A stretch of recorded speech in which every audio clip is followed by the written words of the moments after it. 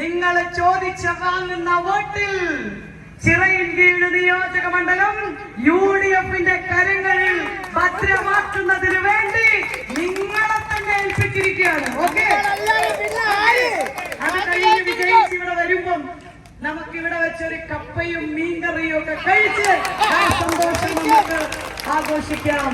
Hotel പണിക്ക് പോകുന്ന ഒരു അമ്മയുണ്ടാകാം, ബസ്സിൽ കയറി അല്ലേ. ടെക്സ്റ്റൈൽസ് മേഖലയിൽ പോകുന്ന ഒരു അമ്മയുണ്ടാകാം ജോലിക്ക് രാവിലെ കാലത്ത്. അങ്ങനെ തൊഴിലിടങ്ങളിലേക്ക് പോകുന്ന അമ്മമാർ, തിരുവനന്തപുരം മെഡിക്കൽ കോളേജിലേക്ക് പോകുന്ന അമ്മമാർക്ക് ഇനി UDFന്റെ സർക്കാർ അധികാരത്തിൽ വന്നാൽ KSRTC ബസ്സുകളിൽ ബസ്സിന്റെ കൂലി പതിക്കണ്ട എന്ന തീരുമാനമെടുക്കുന്ന സർക്കാരാണ് വരാൻ പോകുന്നത്.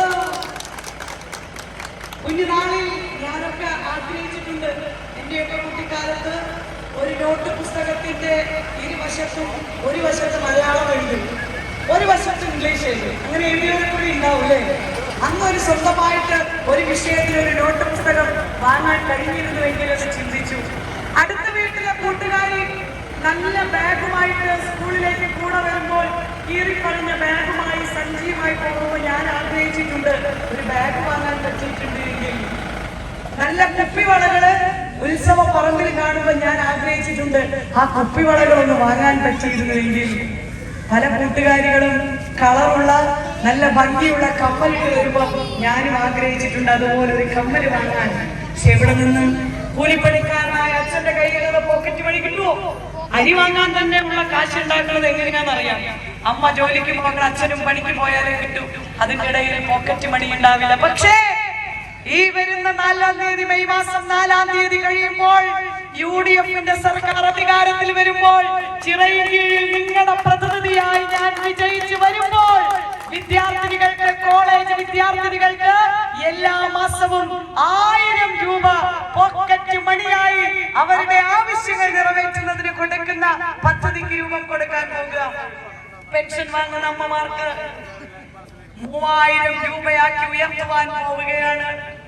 തൊഴിലെടുക്കണം, തൊഴിൽ തുടങ്ങണം, ഒരു സംരംഭം, ഒരു ബിസിനസ് തുടങ്ങണമെന്ന് ആഗ്രഹിക്കുന്നവർക്ക് 5 ലക്ഷം രൂപ പലിശരഹിത ലോൺ കൊടുക്കാൻ പോവുക.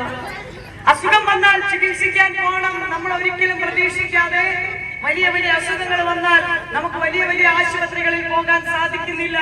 കാരണം വലിയ പൈസയാണ്, അതുകൊണ്ട് പോകാൻ കഴിയുന്നില്ല. പക്ഷേ UDF വരുമ്പോൾ UDF പറയുന്നു ആ പരിഹാരമായി 25 ലക്ഷം രൂപയുടെ ആരോഗ്യ പരിരക്ഷ ഉറപ്പുവരുത്തുന്ന സർക്കാരാണ് വരാൻ പോകുന്നത്. ഇനി നിങ്ങൾ പറയൂ, UDF സർക്കാർ വരണ്ടേ? കൈപ്പത്തി അടയാളത്തിൽ വോട്ടുകൾ വേണ്ടേ? വേണ്ടേ? ആ വോട്ടുകൾ നൽകി ഈ ചിറയിൻകീഴ് നിയോജക മണ്ഡലത്തിൽ നിന്നും നിങ്ങളുടെ ജനപ്രതിനിധിയായി എന്നെ തെരഞ്ഞെടുക്കണമേ എന്ന് വിനീതമായി അഭ്യർത്ഥിച്ചുകൊണ്ട് ഇവിടെ നൽകിയിരിക്കുന്ന ഉജ്ജ്വലമായിരിക്കുന്ന ആവേശകരമായിരിക്കുന്ന സ്വീകരണത്തിന് ഹൃദയം നിറഞ്ഞ നന്ദി അറിയിച്ചുകൊണ്ട് ഈ സന്ധ്യാസമയത്ത് വീട്ടിലെ പണികളെല്ലാം ഒതുക്കി വെച്ച് വഴിനീളെ കാത്തുനിന്ന എല്ലാ അമ്മമാർക്കും, ഈ ചേട്ടന്മാർക്കൊന്നും വീട്ടിൽ ഒരു പണിയില്ല. അമ്മമാര് വീട്ടില് പാത്രം കഴുകി വെച്ച് ചോറും കറിയും വെച്ച് വഴിനീളെ വന്ന് കാത്ത് കുറേ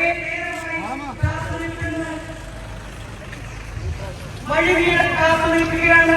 ആ അമ്മമാര് ഈ സന്ധ്യാസമയത്തും കുഞ്ഞുങ്ങൾക്ക് ഭക്ഷണം കൊടുക്കുന്ന തിരക്കിനിടയിലും വണ്ണ് കണ്ട് ഉജ്ജ്വലമായിരിക്കുന്ന ഈ സ്വീകരണം നൽകുന്നതിന് എത്തിച്ചേർന്ന എല്ലാവർക്കും അഭിനന്ദനങ്ങളും അഭിവാദ്യങ്ങളും അറിയിക്കുന്നു. വീടുകളിൽ ചെന്ന്, അടുത്ത കുടുംബങ്ങളിൽ ചെന്ന് പറയണം, മഞ്ജുവായേക്കാൾ സുന്ദരിയായ രമ്യാസിന് വന്നപ്പോൾ നിങ്ങളുടെ വോട്ടുകൾ നൽകാൻ പറഞ്ഞിട്ടുണ്ട് എന്ന് പറയണമെന്ന് വിനീതമായി അഭ്യർത്ഥിച്ചുകൊണ്ട് അപേക്ഷിച്ചു.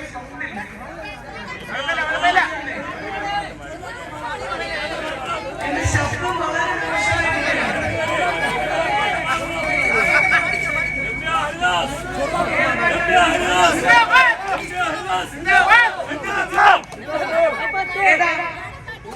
മനുഷ്യയോ